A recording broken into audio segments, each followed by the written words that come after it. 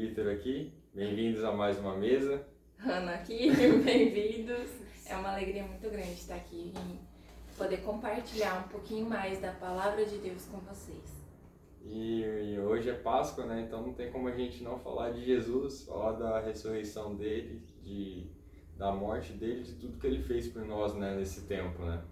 Então, pegue seu café, seu chá, sua água, seu leite, o que você quiser beber aí. Puxa a cadeira, pega a Bíblia e vamos para mais uma mesa.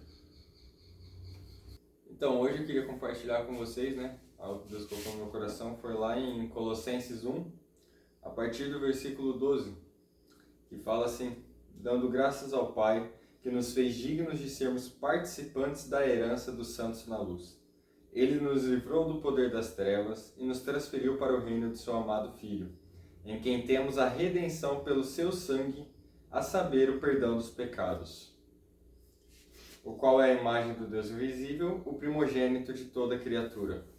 E nesse versículo fala sobre essa questão da gratidão a tudo que Jesus fez lá na cruz, pelo sangue dele ter nos livrado, porque era pra gente estar condenado pro resto das nossas vidas. A gente ia ter ficado no pecado durante todo o tempo, né? A gente estava vivendo no pecado e ia continuar vivendo lá e separados de Deus. A gente não tinha uma esperança, a gente não tinha nada para acreditar, né, de algo melhor. E Deus, Jesus, através do sangue dele derramado na cruz, ele conseguiu pagar a nossa dívida e ao invés dele cobrar da gente isso e nos obrigar a fazer algo, nos forçar a fazer algo, ele nos deu de graça. É como se a gente fosse escravo lá antigamente, né? E a gente, para ser livre do nosso Senhor, a gente tivesse que pagar, sei lá, vamos colocar um valor bem alto aqui, de R$1 milhão, para poder ser livre. E alguém chega e paga essa dívida e automaticamente você deveria servir a essa pessoa. Mas ele não te obriga, pelo contrário. Ele te entrega o papel de liberdade e fala assim: você é livre. Se você quiser vir comigo, você vem. Se você não quiser, você é livre para escolher. Mas eu gostaria que você viesse comigo. Que você saísse desse reino de trevas, desse lugar que você se encontra, de miséria, de tristeza, de dor, de mágoas, e viesse para um reino de paz, um reino de luz, um reino de amor, um lugar onde a gente vai poder ser transformados, redimidos, santificados e que tem uma esperança de morar com o Criador, né? Que por meio dele foram feitas todas as coisas foram feitas por ele, assim como a gente leu aqui, né?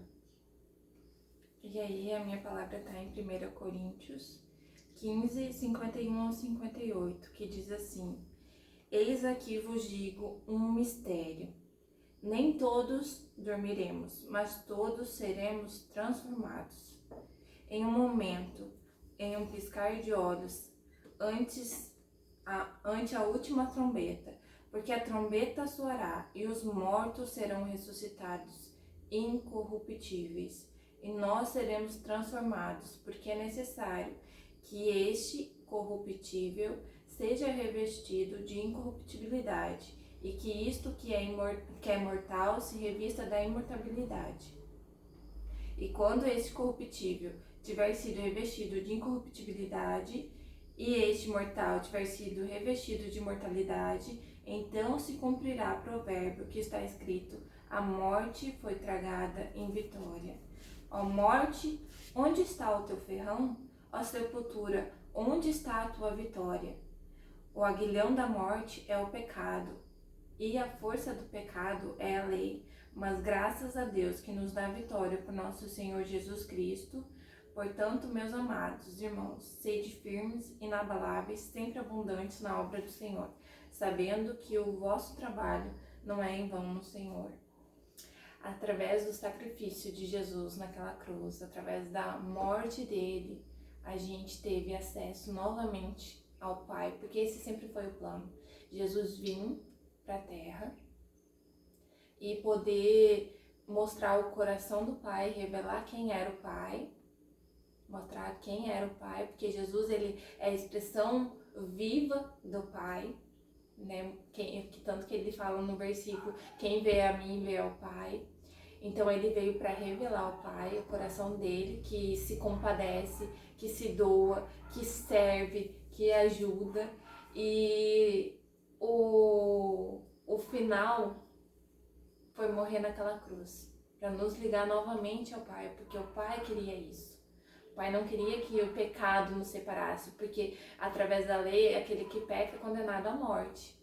Mas por Jesus Cristo, a partir da morte dele, o nosso pecado foi levado, né?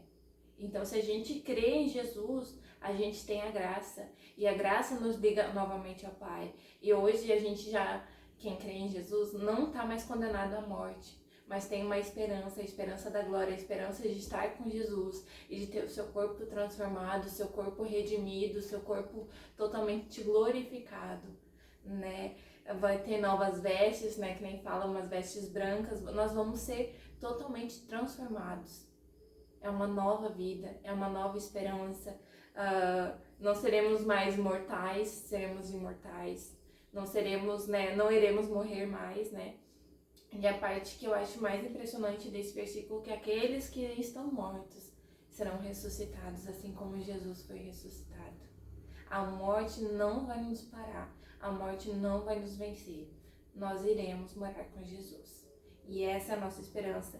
E aqui no último versículo fala: sede firmes, inabaláveis, sempre abundantes na obra do Senhor, sabendo que o vosso trabalho não é em vão no Senhor. O nosso trabalho é continuar mostrando quem é o Pai a toda a humanidade. Aqueles que ainda não conhecem precisam conhecer, porque o nosso destino agora, Jesus revelava o Pai e a gente precisa revelar Jesus, o que Ele fez. E Ele fez a maior coisa que alguém poderia fazer, que é nos ligar de novo, né, ao Pai, é morrer por nós, pelos nossos pecados. E sobre o que a Ana falou também mais cedo, né? Em João 1, no versículo 17, fala assim: porque a lei foi dada por meio de Moisés, mas graça e verdade vieram por meio de Jesus Cristo, né? E o que eu queria trazer aqui, a respeito disso que ela comentou, do que está escrito, é que se a gente viver o evangelho só pela lei, viver o evangelho só pelo que está escrito e fazer por fazer, a gente não passa de se tornar, a gente não se torna mais do que fariseus. A gente vive um evangelho de fachada, onde a gente trabalha, a gente faz as coisas em nome de Jesus, a gente, como diz o versículo lá em Mateus também, a gente chega para Jesus e depois fala assim: Jesus, em seu nome eu ajudei os pobres, eu expulsei demônios, eu fiz tantos milagres, eu gerei cura. E aí Jesus vai olhar e falar assim: mas eu não te conheço, afasta-se de mim. Porque a questão do evangelho, a questão da morte de Jesus não é te obrigar a fazer algo, mas é exatamente o que a Hannah falou, é nos transportar para o reino de paz, é nos santificar, é nos levar para morar com Ele eternamente, viver um relacionamento com Ele. O Evangelho, pelo Evangelho, a palavra pela palavra, a lei pela lei, ela não vivifica, ela mata. Mas a graça, a verdade, a sabedoria, a vida vem por meio de Jesus. Que foi por meio dele, quando ele morreu na cruz, que o véu foi rasgado e o Espírito Santo pôde descer para morar em nós.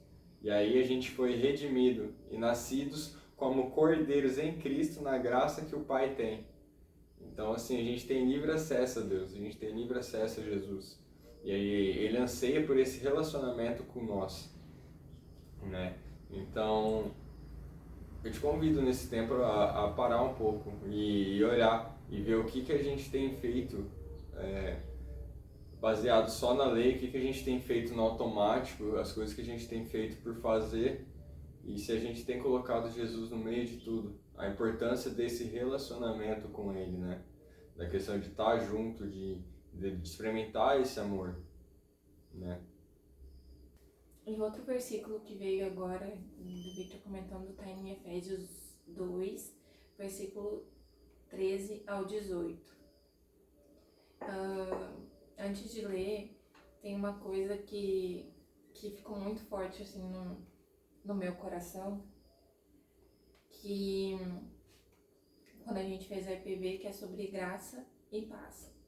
A graça, o entendimento que veio para mim, assim, foi que a graça foi ele ter morrido na cruz e nos dar esse acesso de podermos estar nele. E a paz é ele estar em nós, ele viver em nós. Isso nos traz paz. O versículo está em Efésios 2, 13 ao 18, que diz assim: Mas agora em Cristo Jesus, vós que antes estáveis longe, chegasseis perto pelo sangue de Cristo, porque ele é a nossa paz, o qual de ambos fez um, e derrubando a parede de separação entre nós, abolindo na sua carne a inimizade, isto é, a lei dos mandamentos, que consistia em ordenanças, para criar em si mesmo dos dois um novo homem, fazendo assim a paz, e reconciliar ambos com Deus em um corpo pela cruz, matando com ela a inimizade. E vindo, ele pregou a paz a vós que estáveis longe e aos que estavam perto, porque por ele ambos temos acesso em um mesmo Espírito ao Pai. Não existe mais separação, não existe mais o povo que era de Deus e o povo que não era de Deus. Ele juntou tudo, ele quer a humanidade, né? Ele quer todo mundo. E não é mais os circuncisos e os incircuncisos, né? Ele ligou tudo para ele quer tudo nele e ele fez a paz reinar, né? E temos acesso ao mesmo Espírito no Pai.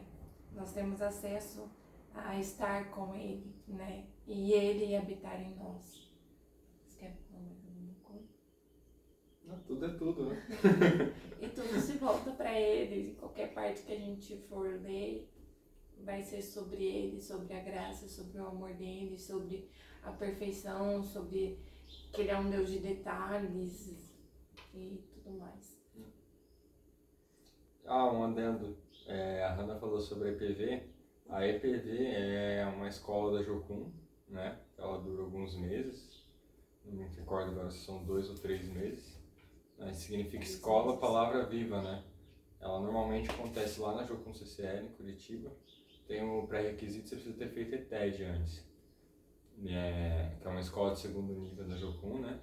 E o que acontece? Nesses 3 meses é escolhido um livro da Bíblia e você vai parar para meditar nele o tempo todo. E aí é tipo assim, não é só num versículo. A gente pega um versículo, por exemplo, quando a gente fez o Colossenses, né? Então a gente ficou no versículo 1 durante uns 3, 4 dias. No capítulo 1, uns 3 meses, na verdade, né? Praticamente. A gente não saiu do capítulo 1. A gente não saía do capítulo 1, a gente estudava durante uns 2 dias o versículo 1 só. Cada palavra, desde a tradução, desde o original, tudo que ela remetia àquilo, né? Então, se tiver interesse, é legal dar uma pesquisada. E é uma escola sobre meditação na palavra, né?